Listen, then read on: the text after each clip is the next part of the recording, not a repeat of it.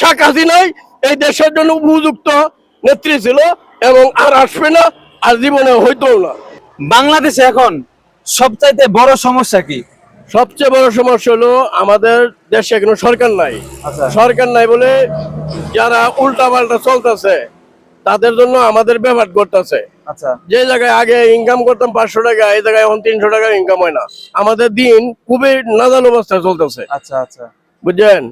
এরপরে যে কোনো জিনিস যায় কিনতে আগুনের থেকে আরো বেশি দাম।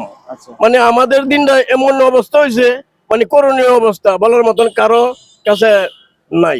আচ্ছা এখন কথা হইলো, আমরা যারা গরিব আছি তারা 3 বেলা ভালো করে খেতে পারবো এবং ঠিক মতো চলাফেরা করতে পারবো। কোন দলকে ভোট দিলে এটা সম্ভব হবে? কোন দলকে ভোট দিলে?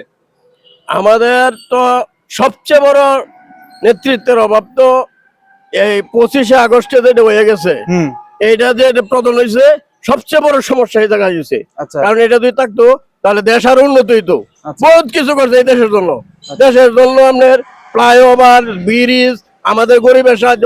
টিউনো সাহেবের কাছে এইদিন আমি একটা রিকোয়েস্ট করছি, একটা ইয়ার জন্য, একটা কম্বলের জন্য। আচ্ছা। কম্বল বরাদ্দ নাই, কম্বল কম্বল বরাদ্দ নাই, লিস্ট করে আনছি, এটি দেওয়া যাবে না। আচ্ছা। এর আমি কি গরিব মানুষ না? অবশ্যই আমাদের জন্য কম্বল নাই কেন বরাদ্দ? অবশ্যই আবার বলেন, অবশ্যই আমাদের যদি কম্বল বরাদ্দ না দেয়, ভ্যান গাড়ি ড্রাইভার লাগি, রিক্সা ড্রাইভার লাগি, কোন বেড়া লাগি বরাদ্দ আছে এটা বলেন। অবশ্যই এই যে বর্তমান টিউনো শেয়ার হ্যাঁ হ্যাঁ আমি পরশুদিন আমি এখানে কলেজের সামনে আইছে, পরে বলছি সবার কম্বল দিতেছে, আমি বলে আমার একটা কম্বল দেন, আমি গরিব মানুষ। বলে আমাদের কোনো লিস্ট নাই এনে। আচ্ছা অফিসে গেছি, অফিসে কয় না দেওয়া যাবে না, আমি হাতে হাতে দিব। কারে দিব হাতে হাতে? বড় বড় নেতারা রে, না আমাদের মতন গরিব মানুষ রে? আমাদের মতো গরিব মানুষ। হ্যাঁ, আমাদের গরিব মানুষের কাছে কোনো মূল্যায়ন নাই। অবশ্যই সবচেয়ে বড় দুঃখ হলো এই জন্য আচ্ছা আমাদের দেশে কোনো নেতা নাই।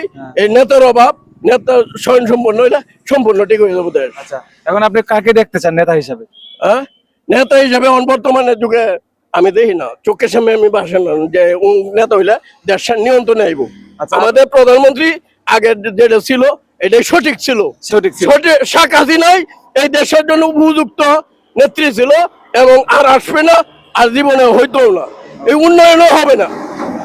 50 বছর হয় নাকি দিব, তো এটাও সন্দেহ আছে। আমি ভ্যান গাড়ি ড্রাইভার বলে গেলাম, বিল্লাল হোসেন।